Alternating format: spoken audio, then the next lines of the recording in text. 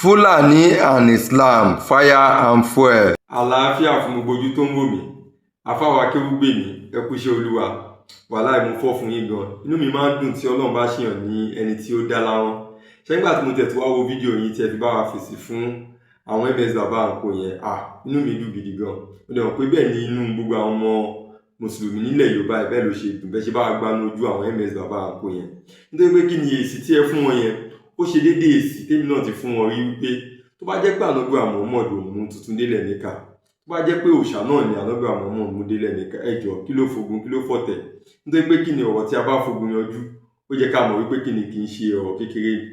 Nítorí náà inú mi dùn pẹ̀lú èsì tẹ́ fún wọn, nítorí argument tẹ́ advance nínú fídíò yẹn is a very sound argument. Mo dẹ̀ mọ̀ pé àwọn oníṣẹ̀ṣe ilẹ̀ Yorùbá náà, àwọn MS Baba Anko mọ̀ pé àwọn náà mọ̀ òtítọ́, ṣùgbọ́n wọ́n kàn mú àtàmọ́ láti fi ba Islam lórúkọ jẹ́ ni, wọn ò dẹ̀ lè rí draw. Ṣùgbọ́n nígbà tí mo wá ń wo fídíò yẹn ló máa rí pé ibi tí ẹ ti ń gbára ta sọ̀rọ̀ sí àwọn MS Baba,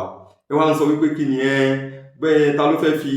ẹ̀sìn gba ilẹ̀ yín, ilẹ̀ bàbá yín wo ló fẹ́ gbà, ṣẹ́yìn ò ṣe sí ọ̀fọ̀ ilẹ̀ bàbá yín ni wọ́n á jẹ́ kó máa ṣe ní káyìí pé àfà ẹ má sọ bẹ́ẹ̀ o, wọ́n fi Islam gbalẹ̀ o. Ṣé rí àwa lè kéré sí yín díẹ̀, ṣùgbọ́n wọ́n ní tí òkété bá dàgbà wọ́n ní ọmọ ìlú máa mú. Ṣé rí tá bá ń ja yín sà, ẹ jọ̀ọ́ ẹ máa já ṣé gbogbo àwọn MS Baba wọn kò mú àṣejù mọ́ ọ̀rọ̀ wọn ni, ṣùgbọ́n wípé wọn kì í fi ẹ̀sìn gba ilẹ̀ yẹn, ẹ jẹ́ ká lọ tutù ẹ̀ dànù. Wọ́n fi Islam wọ́n fi ń gbalẹ̀ dáadáa. Òun dẹ̀ ni màá máa ṣàlàyé fún wa nínú fídíò yìí. Màá máa mú ẹ̀rí wá láwọn ibi tí wọ́n ti fi Islam gbalẹ̀, especially ní West Africa wa níbi tó súnmọ́ wa níbà yìí. Màá máa mú ẹ̀rí wá lórí ibi kékeré ni bó ṣe máa ń fi Islam bó ṣe fi ń gba ilẹ̀ dáadáa. So ẹ jẹ́ ká fura àwa ọmọ Yorùbá, ẹ má jẹ́ kí àìmọ̀kànmọ̀kàn kó ba yé wa jẹ́. Nítorí pé kí ni iṣẹ́ gbogbo àwọn history yìí ó wà nílẹ̀, ṣùgbọ́n tí a bá lọ tọpinpin ẹ̀ a lè má mọ̀, tá a bá dẹ̀ mọ̀ kò ní jẹ́ ká lè prepare mind wa kalẹ̀ fún àwọn challenge tí ó ń ṣẹlẹ̀ yìí, especially ní time yìí tó jẹ́ wípé kí ni àwọn Fúlàní wọ́n ń dúnkòkò mọ́ wa. Mo rántí ẹ tún sọ nínú fídíò yẹn wípé mélòó ni gbogbo ìran Yorùbá, àpọ̀ lóòótọ́ bá dẹ̀ ṣe pọ̀ yẹn àìpọ̀ wa yẹn ló máa jẹ́ kọ́ easy láti tètè ṣe kí ni láti erase wa kúrò ní history, kọ́nà máa jẹ́ kí ayò ẹ̀ tún ní àwọn Fúlàní tó sọ fún yín pé àwọn fẹ́ jẹ Aláàfin ni. Ẹjọ́ tó bá fà ilé ilẹ̀ ṣé wọ́n ní jẹ Aláàfin ni? Wọ́n á jẹ́ ètò ju Aláàfin, àwọn tó ń wọ palace tó ń gbé ọba tó ń gbọ́ba aládé ni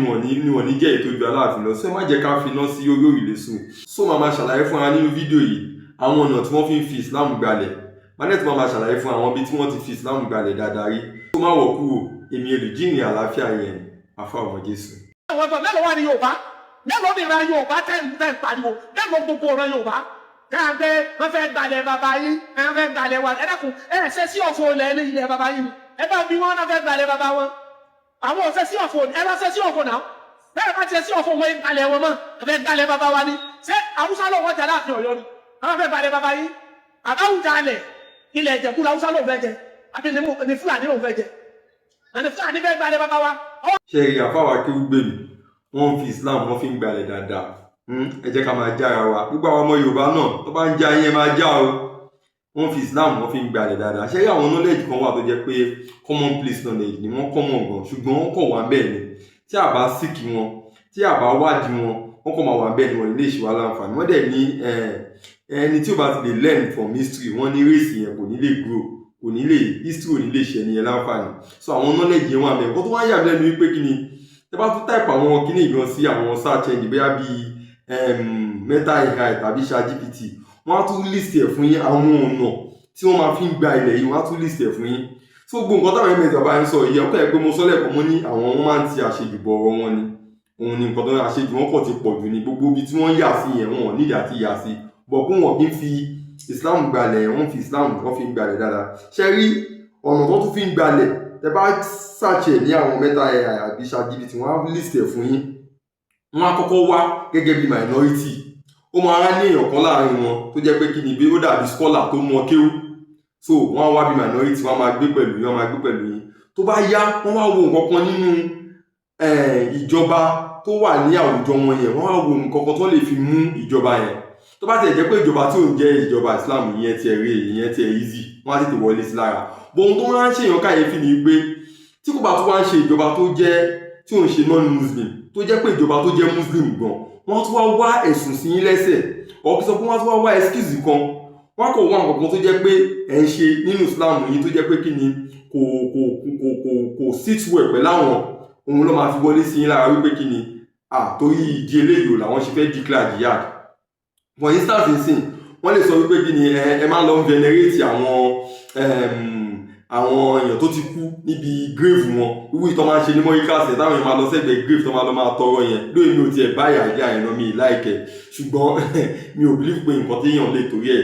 kó declare jihad nítorí ẹ̀ ní kó bẹ̀rẹ̀ sí ní tàjẹ̀ sílẹ̀ so tó bá ti rí nǹkan báyà àbí nítorí irú báwọn àfáwà ṣe máa ń lọ sọ́dọ̀ lẹ́kúlẹ́jà tó máa ń ṣe àwọn oògùn wẹ́rẹ́wẹ́rẹ́ yẹn síwù lọ́ máa pè wọ́n lè torí ẹ̀ wọ́n lè declare jihad tàbí kó sọ pé kò sí ṣẹ̀ríà nílùú wọ́n máa declare jihad so ọ̀nà tó máa ń gbà nìyẹn wá ní small group wọ́n á gbé pẹ̀lú yín tó bá yá wá ohun kankan tó máa fi ṣe excuse wọ́n á fi declare jihad tó bá dẹ̀ ti declare jihad yẹn ẹ wo at that stage kò sọ̀rọ̀ pé èèyàn kan jẹ́ Christian èèyàn kan jẹ́ Muslim anybody pípa ní fáktùlù ni nítorí tí ó yẹ wọ́n máa yà mí lẹ́nu táwọn afárá ń gbà mí tó bá sọ pé èèyàn gbọ́dọ̀ ta ẹ̀jẹ̀ aláìṣẹ̀ sílẹ̀ bó wà nínú òkú náà pé kì í ṣe tí wọ́n bá ti declare jihad tí wọ́n bá ti declare jihad ẹ jẹ́ kí ẹ má yẹ ká máa bu ọ̀tọ̀ wọn fúnra wa gbogbo wa la mọ̀ gbogbo ẹ̀yàn àfáàtẹ̀ ṣe wá sí iná lẹ̀ mọ̀ pé tó bá ti di pé wọ́n ti declare jihad kò sọ̀rọ̀ pé ẹ má ta ẹ̀jẹ̀ èèyàn kan sílẹ̀ mọ̀ is either you are with them or you are not with them so tí wọ́n bá ti declare jihad gbà yẹn wọ́n á ṣe ìjìrá lọ síbi kan ó lè lọ máa dágbé nínú igbó gbogbo ẹni tó bá ti jọ ìwọ̀n nínú igbó yẹn pípa ni gbogbo ẹni tó bá ti jọ ìwọ̀n níbi tó ṣe ìjìrá lọ yẹn pípa ni wọ́n dẹ̀ ti pa bá yẹn tó ti gbàjọba tán wọ́n wá ṣẹ̀rà ṣe kíni wọ́n wá di ẹni tó yẹ pé àwọn náà máa ṣèjọba nílùú wọ́n wá di wọ́n wá install Islamic government so gbogbo àwọn kíní ló wà in history is a common knowledge gbogbo ẹ̀dẹ̀ ni màá máa ṣàlàyé fún wa ẹ má jẹ́ kí a finá sí oró ìrẹsọ ẹ̀yin àwa ọmọ Yorùbá ṣẹ́tẹ̀gẹ́ ẹ̀yin àwọn àfáwà irú àfáwà Akéwúgbèmí tó sọ̀rọ̀ tán yìí tó tẹ̀ jẹ́ pé ẹ̀yin oníláwà ní ńláńlá tẹ máa ń lọ sọ́dọ̀ lẹ́kúlẹ̀ dáadáa yìí ìyẹn lásán ó tó kọ́ mu mọ́wọ́ ẹ ṣáà gbọ́ tí àfáwà Ṣàfàdí Gbádébọ̀ máa sọ pé kí ni kọ́pọ̀ ọ̀pìdàn tó bá ti mú yẹn mọ́wọ́ pé ẹ̀ ń ṣe síwù lásán wọ́n máa declare jihad tó bá dẹ̀ ti declare jihad gbogbo èèyàn jẹ́ pípa ó jẹ́ Christian ó jẹ́ àbọ̀rìṣà ó jẹ́ mùsùlùmí o kò sí ìtò kan wọn is either you are with them or you are not with them so gbogbo ẹni máa ṣàlàyé fún wa ẹ jẹ́ kí n fún wa ní example mẹ́rin nínú àwọn èyí tó ti ṣẹlẹ̀ ní South West Africa wa níbà nínú àwọn èyí tó ti ṣẹlẹ̀ ní West Africa wa níbà ká lè kẹ́kọ̀ọ́ ní àtàrẹ̀ kí àwọn ọmọ Yorùbá ká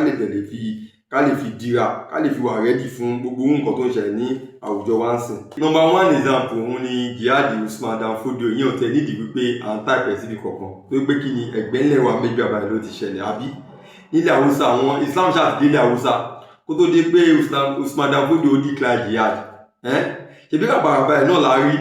láàrí fìrífìrí ẹ̀ láàrí ní Ìlọrin sìn àfọwọ́ Akéwúgbèmí tí wọ́n sọ wípé àwọn Fúlàní tó sọ pé àwọn fẹ́ jẹ ọba ni tó sọ pé àwọn fẹ́ jẹ Aláàfin ẹjọ́ tí ó máa ṣe wípé nǹkan tó ṣẹlẹ̀ ṣé ọba kọ́ ni ọba máa jẹ nílọrin báyìí tó gba àwọn example ló wà nílẹ̀ so ẹ jẹ́ ká kọ́kọ́ ṣe yẹn ní ẹni the Sokoto Caliphate èyí tí Usman Dan Fodio tó fi declare jihad ní 1804 ẹ jẹ́ ká tó wá béèrè lọ́wọ́ àwọn bóyá bíi ChatGPT àbí mẹ́tàyà wípé níbo ní West Africa yìí ni àwọn irú nǹkan báyẹn ló tún ti ṣẹlẹ̀ tó jẹ́ wípé kí ni Islam ti débi kan tẹ́lẹ̀ already wọ́n ṣẹ̀ tó wá declare jihad lórí gbogbo àwọn tó wà ní ìlú. Number 2 irú ẹ̀ tó jẹ́ pé wọ́n ti fi Islam gbalẹ̀ tó dẹ̀ jẹ́ pé Islam ti débẹ̀ tẹ́lẹ̀ kó tó di pé wọ́n declare jihad tó wá fi Islam gbalẹ̀ níbẹ̀ ó ṣẹlẹ̀ ní Fula Jihad of Futajalon ní present day Guinea ìyẹn ṣẹlẹ̀ ní 1725 to 1896 wọ́n ní leaders àwọn tí wọ́n declare jihad níbẹ̀ wọ́n jẹ́ kí ni Karamoko Afa plus Ibrahim Sori ìyẹn ni ó jẹ́ leader tó dàbí Shekau Tisin tó jẹ́ leader tó declare jihad yẹn. Number 3 ó jẹ́ Fula Jihad of Futatoro ilé ìṣẹ̀lẹ̀ ní 1776 ní Senegal stroke Mauritania wọ́n ní leader wọn tó jẹ́ gẹ́gẹ́ bí Shekau gbà yẹn tó declare jihad ó jẹ́ Sulaimon Bai wọ́n tún máa ń pè ní Abdulkadir òun ni ó declare jihad yìí in fact wọ́n jẹ́ kó máa yé wa wípé kí ni success jihad yìí òun ni ibẹ̀ ni Usman Dan Fodio tó ṣe tiẹ̀ ní ilẹ̀ Haúsá yìí ibẹ̀ ló ti wà inspired wípé táwọn ilé ìbá lè ṣe níbi ibẹ̀ yẹn táwọn ọmọ ìyá tó jẹ́ Fúlàní bá lè ṣe ibẹ̀ àwọn náà lè ṣe ní gbogbo ilẹ̀ Haúsá yìí òun ló fi wá jẹ́ kí Usman Dan Fodio 30 years later òun náà fi wá declare jihad títí ẹ̀ ẹni mọ̀ pé jihad yẹn gbóná gan testimony ẹ̀ tábà tiẹ̀ sọ pé I believe gbogbo nǹkan testimony ẹ̀ là ń rí ní present day Ìlọrin tó jẹ́ wípé kí ni emir ni wọ́n jẹ́ bẹ́ẹ̀. ká dúpẹ́ lọ́wọ́ bàbá wa Ọdẹ́rìnlò tó bá ń ṣe gidi kì í ṣe bẹ́ẹ̀ nìkan lọ́tọ́ máa jẹ́ emir gbogbo ilẹ̀ Yorùbá lọ́tọ́ máa jẹ́ emir kí lè máa jẹ́ èsì fún afáwà Akéwùgbèmí tán ní pé ṣé wọ́n fẹ́ jọba ni ibi tẹ́ bá ti kọ́ńkà náà ẹ máa dẹ̀ ẹ̀yin náà lè máa di pé ẹ máa jọba ń bẹ̀ kò jù bẹ́ẹ̀ lọ. ní nọ́mbà 4 a tún ní Masina Jihad ìyẹn ṣẹlẹ̀ ní Central Mali ó ṣẹlẹ̀ ní 1818 sí 1862 wọ́n ní directly inspired by Sokoto Jihad ṣẹ́rí eléyìí wọ́n nígbà tí ọmọ yẹ̀ tó jẹ́ Usman Dan Fodio tó ti wà successful nínú jihad tó declare ní ìgbèríko Nàìjíríà bíbá yìí òun ló jẹ́ kí eléyìí náà leader ẹni tó declare jihad eléyìí ó jẹ́ Shehu Ahmad a Fulani scholar wọ́n ní òun ni ó ló declare jihad eléyìí ó dẹ̀ òun náà dẹ̀ wà successful wọ́n nígbà tó gbàjọba tán ó ṣe kí ni ó implement sharia ó ban tobacco mímu tobacco ó di èèwọ̀ music ó gbọ́dọ̀ gbóhun tó bá gbóhun ikú pa ẹ́ ikú pa ẹ́ ó bà ní ẹ̀ then colourful clothes so gbogbo àwọn nǹkan tá máa ń rí tó jẹ́ pé àwọn preaching àwọn alùsùnà wal jamaa yẹn àwọn nǹkan tí wọ́n máa ń ṣe kí ni tó máa ń sábà implement nìyẹn. so ẹ jẹ́ ká wá lọ sí àwọn common pattern àwọn míì náà tún wà ó tẹ́ bá search fún ẹ gbogbo àwọn ibi tó yẹ pé ní West Africa wà yìí tó yẹ pé wọ́n ti fi Islam tó ti fi gbalẹ̀ all in the name of jihad ó wà dáadáa so mi fẹ́ kí á pẹ́ lórí ẹni tí yóò bá lọ search fún ó máa rí. so ẹ jẹ́ ká wá wo àwọn common pattern mo ti sọ díẹ̀ nínú àwọn pattern tí wọ́n máa fi ń gbalẹ̀ yìí bó ṣe máa kọ́kọ́ wá ẹ jẹ́ ká wá wò bí àwọn mẹ́ta ẹ̀yà yìí bó ṣe list ẹ̀lẹ́ kọ̀ọ̀kan common pattern tí wọ́n máa fi ń gba àwọn ilẹ̀ yìí. number 1 a scholar leader who preach Islamic renewal or tajweed ṣẹ́rí wọ́n ní lára àwọn ọ̀nà tí wọ́n máa fi ń gbalẹ̀ yìí ni pé ẹ ti máa kọ́kọ́ rí preacher kan wọ́n á kọ́kọ́ ní preacher kan tó jẹ́ pé òun ló máa preaching ẹ̀ máa lé kókó bí àwọn kan ní ọ̀dọ̀ wa ń bíbá ìta gbọ́dọ̀ dárúkọ wọn preaching wọn máa lé kókó Islam tí wọ́n máa yàtọ̀ gbogbo àwọn tó máa ń ṣe Islam àwọn yẹn wọn rí wọn bí Islam tó ṣe kíní Islam tí wọ́n yẹn máa ń mú kókó a gbọ́dọ̀ dárúkọ nítorí ìjọba òfin ó yẹ yín so ẹ̀ ti máa kọ́kọ́ ní irú bí ṣẹ̀ka òṣèwà ẹ̀ bí ṣẹ̀ka ò náà nígbà tí VDM ń ṣe analysis ti ẹ̀ máa rí pé ó ṣò gbogbo àwọn fídíò bí gbogbo bí ṣẹ̀ka ò tí ò tiẹ̀ tí di ìdàkudà ńgbà yẹn bó ṣe ń pùṣì líle kókó wípé kí ni báyìí ní Islam ṣe gbọ́dọ̀ jẹ́ so Islam tí wọ́n máa fẹ́ yàtọ̀ máa le gan ẹ̀kọ́ ti kọ́kọ́ rí leader rẹ̀ ó ń bẹ̀rẹ̀ bọ̀ díẹ̀díẹ̀ náà nìyẹn. so then number 2 conflict with existing ruler over corruption taxes syncretism etc ṣe rí lára nǹkan tó máa ṣe tó bá ti tí leader yẹn bá ti di bó ti ní follower táwọn èèyàn ti ń pọ̀ lẹ́yìn ẹ̀ àwa wà nǹkan tó máa fi ní beef pẹ̀lú àwọn tó ń ṣèjọba nílùú ó lè sọ pé wọn implement ṣẹ̀ríà ó lè ní wọ́n wà corrupt ó lè ní àwọn mùsùlùmí tó wà níbẹ̀ wọ́n ń da ìbọ̀rìṣà wọ́n ń da kámáṣoògùn wọ́n ń da sílù kámáṣoògùn wọ́n ń da pọ̀ mọ́ Islam wọn tó bá ti ní excuse yẹn báyìí ó máa declare jihad. number 3 nínú pátá wọn ni wípé kí ni wọ́n máa ṣe ìjìra withdrawal to build a base wọ́n á kúrò láàrin àwọn èèyàn wọ́n lè lọ sínú igbó wọ́n lè lọ sínú ibì kan láti lọ ṣe kíni láti declare ṣe pé gbogbo ẹ̀ ó pátá yẹn ti wà lẹ̀ it has become a culture for the Fulanis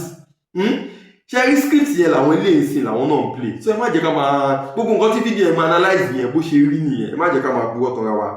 then number 4 jihad declaration against bad Muslims ṣe rí tó bá ti di number 4 yìí wọ́n wá declare jihad against bad Muslim and non-Muslim àti bẹ̀rẹ̀ báyìí factory ní pípa ní anybody. so number 5 so gbogbo number 4 yẹn rí pé tó bá ti di number 4 yìí kò sí wípé kí gbogbo beautiful verse máa mú wáyé wọ́n máa nínú kùnrin àpé wọn gbọdọ̀ tàjẹ́ aláìṣẹ̀ sílẹ̀ wọ́n máa suspend ẹ̀ ní so ìyẹn àfọwọ́ ẹ má máa ṣe bẹ́ẹ̀ ni pé ẹ̀ mọ̀ àwọn kìíní gbogbo nǹkan yìí lẹ̀ mọ̀. then number 5 Fulani plus Muslim alliance as a fighting force tó bá ti declare jihad yẹn wọ́n bẹ̀rẹ̀ sí ní bá yín jà láti ṣe kíni láti gbàjọba. then ó máa ń ṣẹlẹ̀ wípé most cases àwọn Muslim míì tó ti wà nínú ìlú àwọn máa darapọ̀ mọ́ wọn ibi tí ẹ̀rù ti ń bà níbi tó ń ṣẹlẹ̀ sí nìyẹn. tó yẹ pé tá a bá tẹ àwọn alùsùnà wal jamaa tó wà ní south west Nigeria yìí south west Nigeria tá a bá tẹ̀ wọ́n nínú dáadáa a máa rí mi nínú wọn tó jẹ́ pé kí ni ó ń sympathize pẹ̀lú àwọn pípù yìí ó kàn ń retí pé kí wọ́n gbàjọba kóhun darapọ̀ mọ́ wọn ni ó kàn ń retí pé kó dé kóhun darapọ̀ mọ́ wọn ni. so a gbọ́dọ̀ tẹ̀ wọ́n nínú dáadáa a gbọ́dọ̀ mọ àwọn tó ń ṣe tiwa mi ní gbogbo wọn o mi ìpò wọn terrorist o mo kàn sọ wípé kí ni a gbọ́dọ̀ tẹ̀ wọ́n dára because gẹ́gẹ́ bá ṣe rí sí pátá yìí ti wà lẹ̀ tí àwọn pípù yìí bá ti ń bọ̀ báyìí àwọn kọ́ máa gbàbọ̀dẹ̀ nínú ilé tó yẹ kọ́ máa wò pé ṣèbí Islam ló ń jà fún ṣé ká kúkú darapọ̀ mọ́ àwọn tó yẹ òye tó ṣé tó máa ń jà fún Islam ó ní kí ìran Yorùbá ó ní kó parun ni ó ní kó parun kílẹ̀ tí ìwọ̀n tí wọn ò ṣe parun káwa lè gbàjọba ká máa ṣèjọba lé wọn lórí so ẹ má jẹ́ ká gọ̀ pẹ̀lú Islam tá à ń ṣe. Then number 6, new Islamic state with Sharia and clerical rule. So tó bá ti di pé wọ́n ti declare jihad tó ti pa tàjẹ̀ sílẹ̀ tán wọ́n á gba ìjọba wá di pé kí ni àwọn ni wọ́n máa ṣèjọba. So nǹkan tí mo máa fẹ́ kí a ṣe ní ilẹ̀ Yorùbá yìí ni pé ṣé ó jẹ́ ká fi àwọn tá a mọ̀ pé wọ́n fẹ́ bá wọn ru àwọn pípù yìí wọ́n fẹ́ máa bá wọn jórúkọ ó jẹ́ ká put wọn on the spotlight.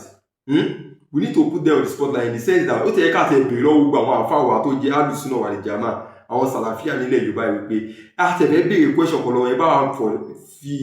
bá wa fọ èsì sí ìbéèrè yìí tí ó bá di wípé àwọn Fúlàní declare jihad wọ́n ya wọlé Yorùbá ẹ jọ̀ọ́ gẹ́gẹ́ bí mùsùlùmí kí ni ojúṣe wa gẹ́gẹ́ bí mùsùlùmí àgàgà tó bá lọ jẹ́ pé olórí àwa tí ó ń jà fún àwa ilẹ̀ Yorùbá tó bá lọ jẹ́ pé kì í ṣe muslim ṣe pé bí ibẹ̀ ẹ ló tún ti lọ ẹ̀yìn máa jí káwọn Fúlàní máa bọ̀ ń sìn àwọn ń bọ̀ mùsùlùmí ni wọ́n á ń bọ̀ wọ́n fẹ́ wá kojú àwa Yorùbá èèyàn tó wá ń jẹ́ lídà wa ọ̀ ká sọ pé kì í ṣe pé èèyàn tó tẹ̀ jẹ́ lídà wa nìkan nínú àwọn àmì tìtìwá náà nínú àwọn sójà tiwa tá fẹ́ kojú àwọn Fúlàní ẹ̀ pé àwọn tí ò ṣe mùsùlùmí máa wà ń bẹ̀ tó ìdí Yorùbá race is a combination of Islam and other religion. ẹ jọ̀ọ́ ṣé ẹ̀yin tẹ́ jẹ́ alùsùnà wà ní jàmáà ṣé ẹ̀yin máa rí níbi pé ìgbà tí àmì tìtìwá yìí tó ti contain àwọn tí ò ń ṣe muslim ṣé ẹ̀yin máa rí níbi wípé a fẹ́ máa kojú Islam nìyẹn ṣé kò ní máa jẹ́ pé àwọn ìyẹn lè máa lọ máa support against àwọn ọmọ ìyá yìí tó jẹ́ muslim ẹ jẹ́ ká bí àwọn alùsùnà ní ìbéèrè yìí kọ́ lè fọ èsì ẹ̀ fún wa so a lè mọ ibi tá à ń lọ a lè mọ bóyá a ti ń finá sórí ìlé sùn a lè mọ ibi tá à ń lọ lórí ọ̀rọ̀ yìí. So ẹ̀yin ará ní ìparí gbogbo àwọn ọmọ Yorùbá nílòpọ̀ lẹ́yìn odi wọ́n fi Islam wọ́n fi ń gbalẹ̀ dáadáa ẹ jẹ́ ká jára wa o àwọn tó dẹ̀ fi ń gbalẹ̀ ni àwọn tí wọ́n ń dúnkokò mọ́ wá ń sìn àwọn bàbá ńlá wọn ti ṣe dáadáa rí ó ti di culture fún wọn ó ti wà ní ẹ̀jẹ̀ wọn so ẹ má jẹ́ ká finá sórí ìlé sùn rárá wọ́n fi Islam wọ́n fi ń gbalẹ̀ dáadáa so ẹ jẹ́ ká lọ mọ̀ yẹn ṣẹ́rí èèyàn kan ó sọ kankan ní ẹjọ́ mẹ́ta tó jẹ́ kí tí wàá wòye sí wípé ṣẹ́rí ìwọ̀n téèyàn jẹ́ ó ṣe pàtàkì bẹ́ẹ̀ sì ṣe pàtàkì náà ni ìwọ̀n téèyàn jẹ́ ló ṣe pàtàkì ẹni yẹn ní èèyàn lè change ẹ̀sìn èèyàn ó ní ṣùgbọ́n ìwọ̀n èèyàn lè change èèyàn lè bínú sìn kó lóun ò ṣe Islam mọ́ ṣẹ́mọ̀ èèyàn lè bínú kó lóun ò ṣe Christianity mọ́ so èèyàn lè change religion èèyàn ó ní ṣùgbọ́n ẹ̀yà tọ́lọ́run tó bá ẹ wá látọ̀run which is pé o jẹ́ Yorùbá o ò lè bínú kó sọ pé òun ṣe Yorùbá mọ́ ṣé skin Yorùbá yẹn fẹ́ ha dànù ni àbí ohun Yorùbá tó bá wá ẹ wá látọ̀run so ó jẹ́ ká máa mọ̀ wípé kí ni ẹ̀sìn láyè tiẹ̀ ìjẹ́ ọmọdé ènìyàn náà ìwọ̀n téèyàn ti wá náà ó láyè tiẹ̀ ẹ má jẹ́ ká kéwú débi wípé àwọn kan máa sọ fún wa wípé àwọn lè ṣìgún wá débi wípé àwọn ló máa jọba lé wa lórí ìwọ̀n tí wọ́n máa parun ẹ má jẹ́ ká àgọ̀ nìyẹn ẹ má jẹ́ kí a mú àgọ̀ mọ́ ẹ̀sìn Yorùbá ni wá a dẹ̀ ń ṣe Islam a dẹ̀ láwọn ẹ̀sìn míì yòókù kí gbogbo wa ká gbé pọ̀ lálàáfíà kílẹ̀ Yorùbá kó dẹ̀ wà peaceful kó wà prosperous gbogbo àwọn ọmọ wa tí wọ́n wà nínú igbó lágbára Ọlọ́run náà jẹ́ kí wọ́n dé bá wa láyọ̀ àtàlàáfíà lágbára Ọlọ́run Fúlàní wọn ní kó wa lọ nílẹ̀ Yorùbá o wọn ní overrun wa lágbára Ọlọ́run bí Ọlọ́run ṣe fún àwọn bàbá wa Ọ̀dẹ́rìnlò àtàwọn tó gbé ní ayé ìgbà yẹn bọ́lọ́run ṣe fún wọn ní ọgbọ́n tó fi kojú ìpèníjà Fúlàní tí wọ́n jẹ́ kí gbogbo wa di kí gbogbo ayé ilẹ̀ Yorùbá kó dàbí ti àwọn Ìlọrin tí wọ́n jẹ́ kí gbogbo ilẹ̀ Yorùbá kó di pé emir ló máa ṣèjọba lórí ẹ̀ bọ́lọ́run ṣe fún wọn lọ́gbọ́n àtòyé tó fi kojú ìpèníjà ńgbà yẹn Ọlọ́run á fún àwa náà tá wà nísìnyí Ọlọ́run á fún wa ní ọgbọ́n àtòyé tí a fi ní sùn àsùnpára tí a fi máa jára wa tá a fi máa lè kojú ìpèníjà tó ń ṣẹlẹ̀ yìí lágbára náà ilẹ̀ Yorùbá ní bàjẹ́ o afọ́mọ Jésù owó tiẹ̀ tó afọ́mọ Jésù rí iná ṣàlùbẹ̀rẹ̀.